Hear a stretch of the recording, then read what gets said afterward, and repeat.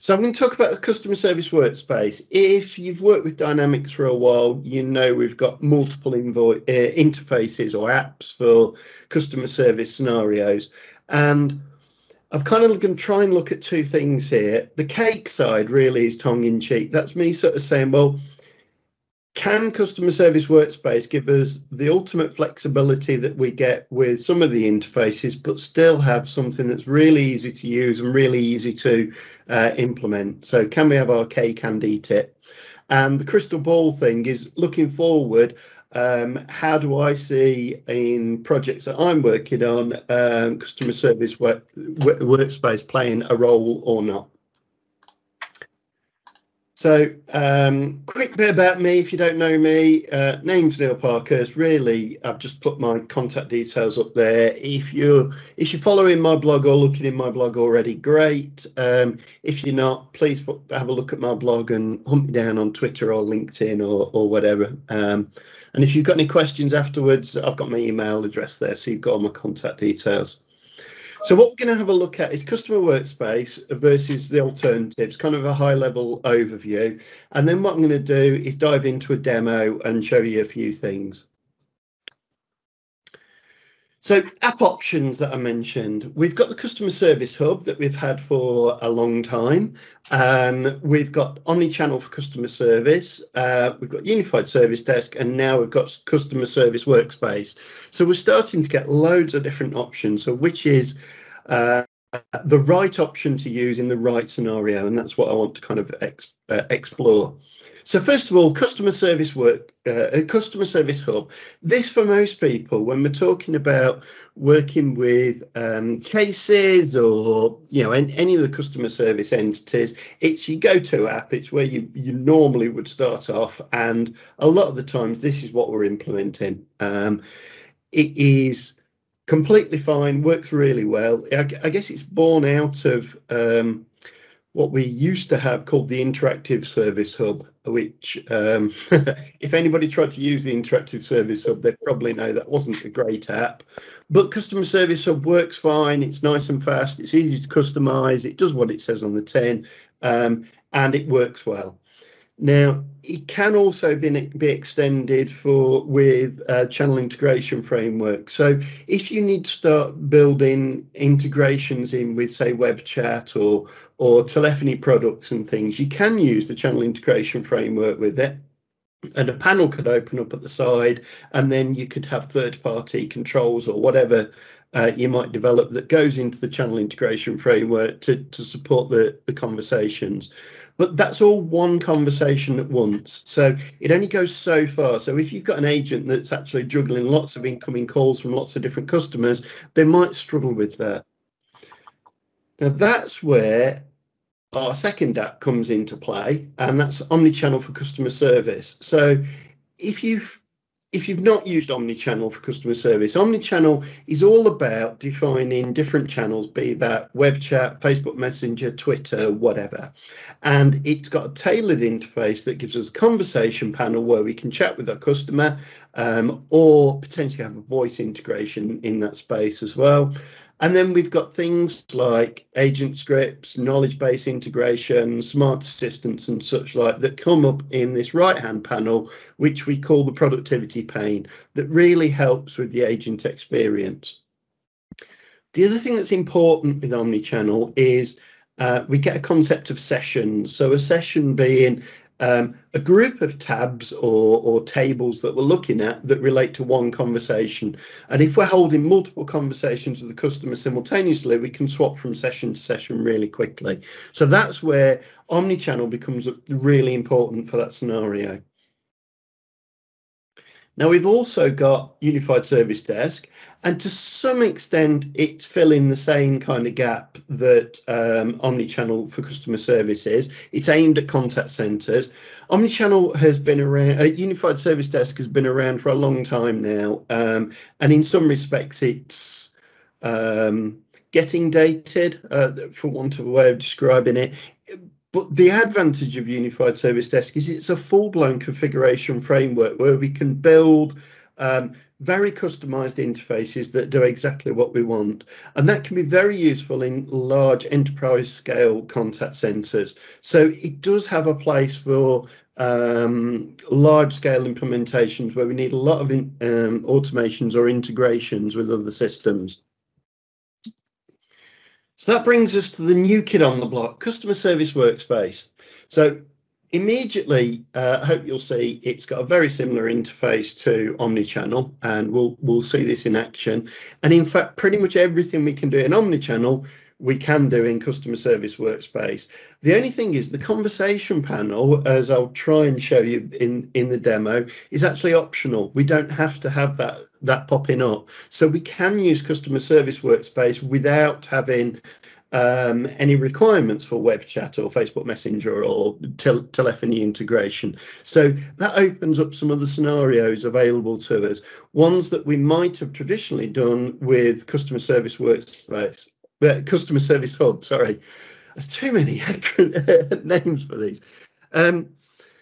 So this is the can we have our cake and eat it? So let's look at each of these apps. So Customer Service Hub, that's great. It's quick to deploy, it's simple to use. You get what you can get it up and running really quickly out of the box and then customize it. But it has some limitations when you start scaling up to more complex business scenarios.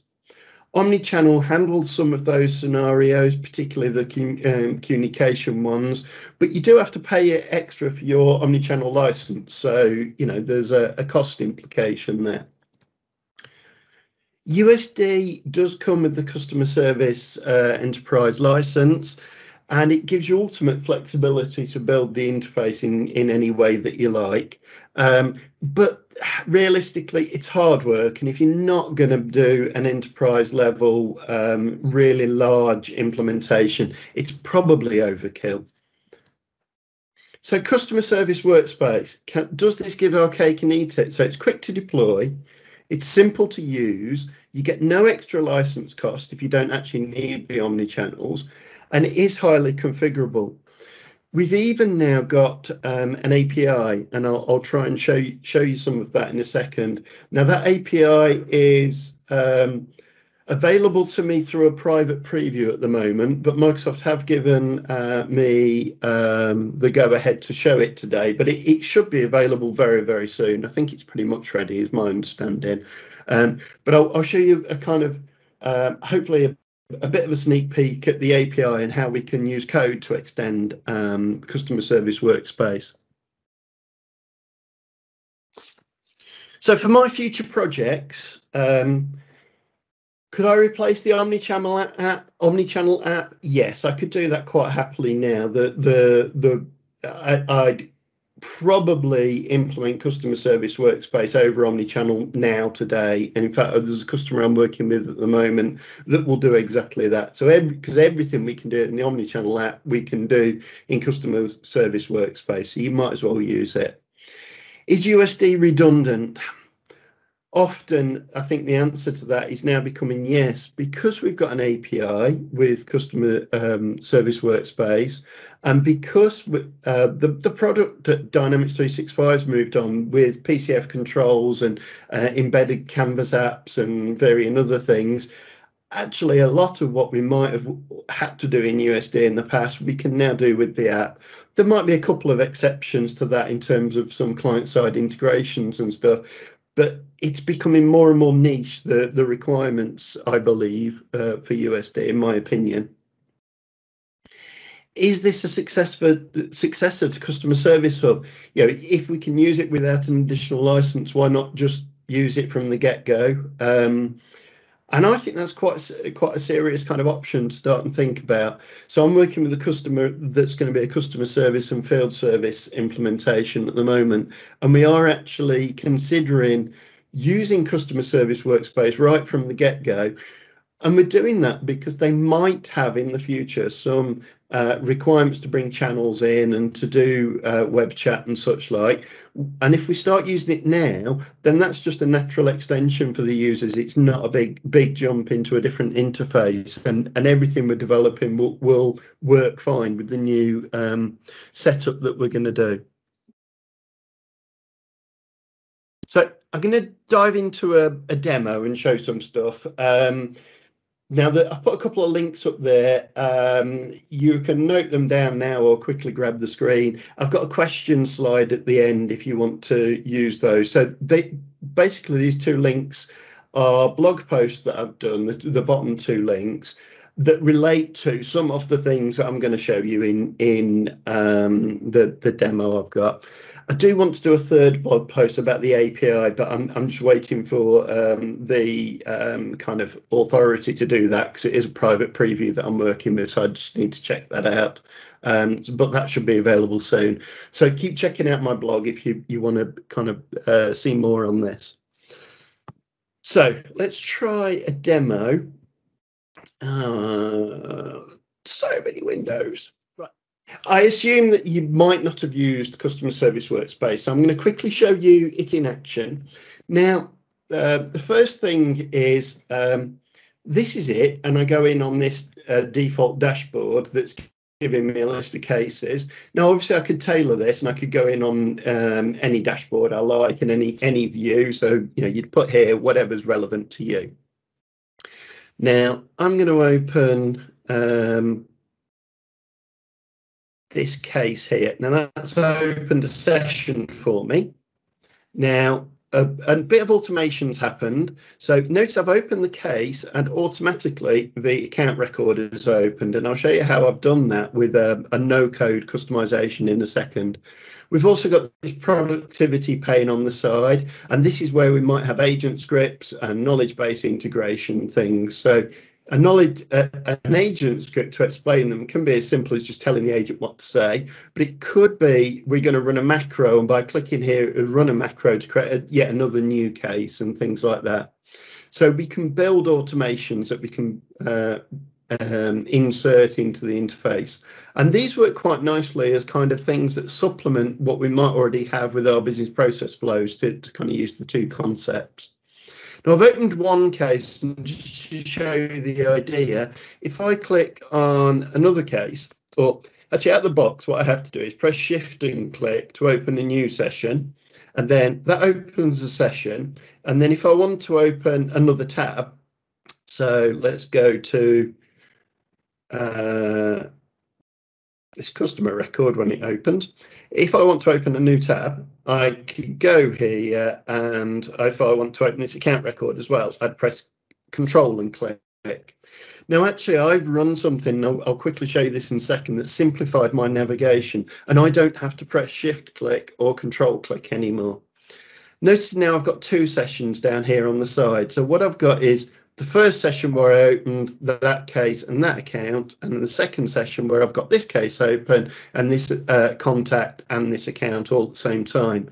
Now, this is really useful if you're an agent and you're juggling, working on multiple things at once and on swap backwards and forwards. Rather than having loads and loads of browser tabs open and getting lost, you can do it with sessions. Now, something else that I've built, and I'll show you how I've done this in a second, is you can see that I can't close this session down. And that's because I've put a little bit of code in that said, well, once an agent has opened a case, I want them to do something with that case. I want them to change the status of it to move it forward. So I can't actually close this case without changing its status. So I'd have to go, say, to on hold or resolve it or whatever. And now I get the option to close it. So I'm forcing the agents to actually action something on the case. And I've done that with a little bit of code customization to show the kind of thing that we might want to be able to implement with the code and this API that they've got. Now, simplified navigation, to do that, to actually enable that, it's a one-off process that I don't think can be reversed, by the way. So if you try this simplified navigation, you want to go back to the other one, the other style where you have to press Shift click and Control click. I'm not sure you can reverse it. So you want to test this out in a sandbox and decide whether it's right for you or not. So to do this, all you do is you press F12, you go into the console, and you paste a bit of code in, run that code, and then run a command that actually enables it. And once you've done that as a one-off task, that's it, it's enabled. Now, that process I describe in this blog post, which is in one of the links that I've given you. So this goes through how you open the console, and the code that you do, Microsoft have got it published on this link here. So if you go here, this would give you a code snippet that you'd paste into your console. And once you've run that, you decide, is it Customer Service Workspace or is it Omnichannel or everything? And you'd run one of those commands, and that's it. Your simplified navigation is enabled. So it's a one-off process. So it's worth just having a look at that, because once you've done that, using the Customer Service Workspace becomes, in my opinion, a lot more intuitive for users, because they're just clicking things and they're just opening. The other thing that's nice about this simplified interface, you can see I've already got this customer open. Now, if I press Control and click, it's going to try and open another tab. But if I click here, it already knows I've got that customer open. It's just changing focus to it. So I'm not going to get a crazy amount of tabs open, because it's doing that navigation for me. So there's a lot of little niceties in this simplified navigation, so it's worth giving it a go if you've not looked at it. Now, we've got this concept of app profile, and I wanted to discuss that because it might be that some of your agents do web chat, for example, and some don't. So some handle some channels, some handle others, or maybe some agents need one version of the case form and or one way of opening sessions and the things that they might do, and other agents need other things. And maybe some agents have some agent scripts and some other agents have other agent scripts. Now, what actually happens is when I go into my app, you can see here I've got Customer Service Workspace in the make.powerapps.com. If you do ... here, I get this app profile manager. And when I click that, it loads the app profile manager, which is this. Now, whenever you go into Customer Service Workspace, if you haven't got an app assigned to you, you're going to get the default. So it will work without having app profiles. But as I'll show you in a second, I think app profiles are the way to go, because you can solutionize them and it makes it easy to migrate the way your sessions are configured from one instance to another. So I definitely recommend you start looking at app profiles. So you can see here I've created a custom app profile. So I've just said new profile and given it a name, and I'll just go into this. Now, it's in here that I can then start to say, what will my session templates look like? And I'll show you this one in a second. I can also do things like turning the productivity pane off and on. And if I want omnichannel active or not, I can enable omnichannel, because I could just use Customer Service Workspace without enabling that. If we have a look at this session, I've got this case session. So if I just open that up, just to show you the idea, and this is all described in the second one of those two blog posts that I showed you. In here, we define the way the session's going to look. So what I've said is it's a custom case session. It's linked to an entity. So whenever I open a case, this session is what's going to happen. Now you can see here in the title, make this a bit bigger. I don't know if that's really working very well. In this title, I've got anchor.ticket number. Anchor refers to the first tab that gets opened in the session, and then you put dot and whatever the field name is. So this is going to name my sessions with the ticket number of the case rather than the title. So you can see here I've put the case number when I was opening my sessions. So I've customized that to do that. Where was that? Here. I've also got that communication panel. Well, I'm not using omnichannel, so it's hidden. Now, other things I can do is define which agent scripts are going to kick in. So this is, I could tailor which agent scripts there are, and I could also add in additional tabs. So if you remember, when I started a session, a second tab opens with the customer in it, and I do that by adding an additional tab. And if we just open this record, we'll see that all I do is I define an additional tab. This time I haven't given it a title, so it would just take the customer's name and put that in as the default. It's a Dynamics entity record that I want to open. Now, I'll come back to this in a second. If I do that, I then pass in from the anchor tab the customer ID, and that's come from the case. So who's the customer for this case, and what type of entity is it, or type of table. So is it a contact or an account? Because it could be either in a customer field. And again, the details that you put in here are in this blog post that I've given. So by doing that, it always opens my customer record alongside my case record.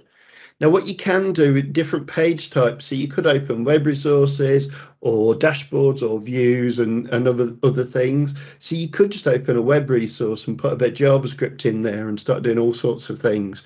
So you could tailor what opens, and you're doing all this with a no-code approach. So that's the app profile. I just wanted to mention solutions. So you can see here I've created a solution, just called it Neil's Customer Service Workspace. Now there's loads of stuff in here in the end. All I did was I went in here, created the solution, and I went in and said add the app profile. And somewhere down here, Neil's custom app profile got added to my solution. I was then quite lazy, and I just started saying add required components, and it started adding some of these others in for me.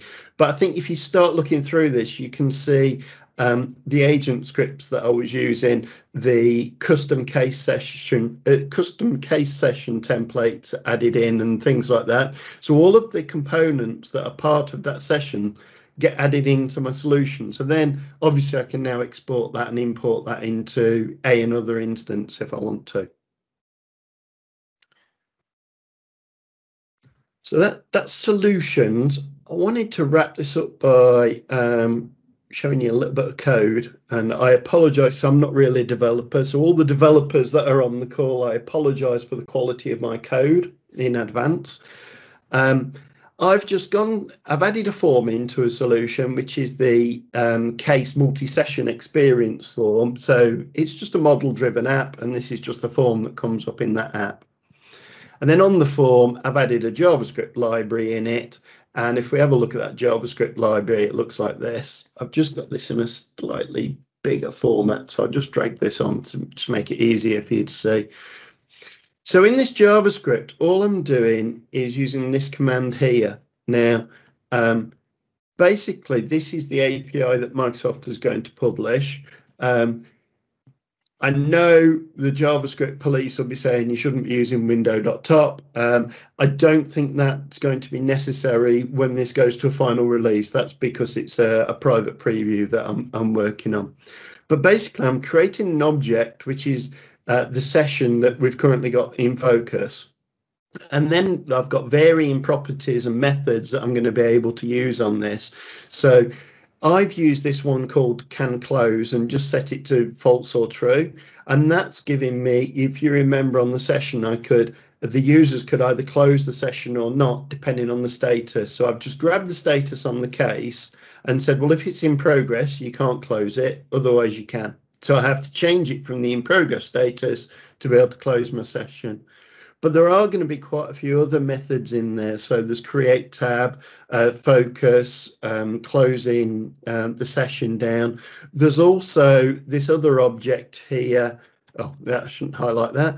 That says get focus tab, and then we can close and refresh and set the title or whatever in an individual tab within the session that we're on. So I haven't explored all the different parts of the API yet, and being early days, I'm not sure all of it is available and working, but we'll have that very soon. But I'm hoping you can see that the API gives us a way to extend the functionality of Customer Service Workspace from a code point of view. So this is why I'm starting to think, because I can solutionize my session templates and stuff now, and because I can extend it with code, and because it's all included in the license and isn't extra to the Customer Service Hub, this is why I'm sort of suggesting that this is becoming a very viable kind of interface that we ought to be seriously looking at. So I'm conscious I've thrown in loads of stuff really quickly and I can't see the chat. So has anybody got any questions at all? And whilst we were doing questions, those links I had up on the screen earlier on, I've put up there again, and my contact details as well. So we have a question, Neil. Yep. How would the agent search for an account? So if you're in, let me try and show you. When I created, you can see I did an entity record that popped up. I could do a search screen. So you could, rather than popping up the case, you could pop up a search screen, and then whatever comes up in the tab, you can associate with it. If you've used Omnichannel, that's default behavior is to start a chat and we search for the customer, so the contact or the account that we're working with, and then we start creating cases from there. And the agent scripts that we create can reference that. So the agent script might then create a case for that account or contact that we've then opened. So it didn't quite work with my scenario because I'm opening an existing case, and a case always has to have the account or the customer on it already. But there are scenarios you're quite right where you wouldn't have that. And if you look at the way Omnichannel works for, say, web chat, but I might have it, I can show it on a slide. Then it's on there. So if I go backwards in my slides, see here I'm on Omnichannel and I've got the new conversation. I could search for the customer there, or I could just load the search control and search with that. Does that answer the question? Yeah. I've got another question from Larry. How does Workspace interact with queues? The same way as anything else in Dynamics. So you'd have to, if you saw my workspace, I've got this home and I've said my active cases. If I wanted to work with queues, I'd just replace this view here with my queued cases, or whatever queue you want to work on, and however you want to do it. So you just put the queues you want to work with onto the dashboard and away you go. Now you've also got Omnichannel concepts. So that's standard Dynamics queues. We can have conversation queues with Omnichannel where they'd pop up and give you an alert, and all of that capability that we use with Omnichannel to route conversations and entities to particular agents that are available. We can use all of that functionality, but as soon as you start using that functionality, you're going to need an Omnichannel license. Cool. Thanks, Neil. Neil, just one quick question. Hi, it's Emma. I think, I don't know if I missed it, but in the file tabs that you can open, can you set any entity in that config? So, yes. For instance, bespoke entities, you can create your own entities and set them there. Yeah, so I say entity record. Oh, right, hang on. Sorry, if I go back. See, it's entity case. I've got any entity. Brilliant. Okay, yeah. Thank you very much. Thanks. If you don't have a session template defined and somebody clicks on an entity, it's just going to load that record into a tab in a session, but you're not going to then get any customization around what tabs you've got and what agent scripts you've got. But it will still load. It's not that it's not going to load it.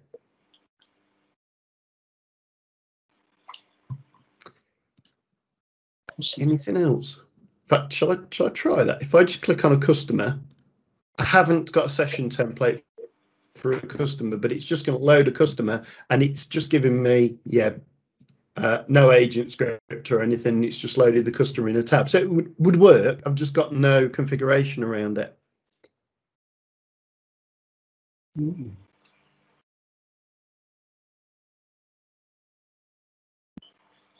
Anything else, or have I exhausted all the questions?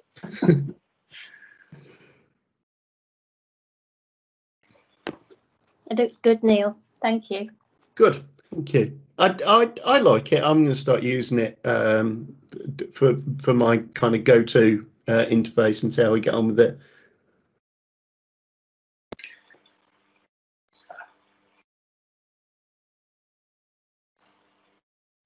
Neil, there's another one. Sorry, can you share the links again? Which links do you need? Yeah, if I can find my slides. Stop my presentation. No.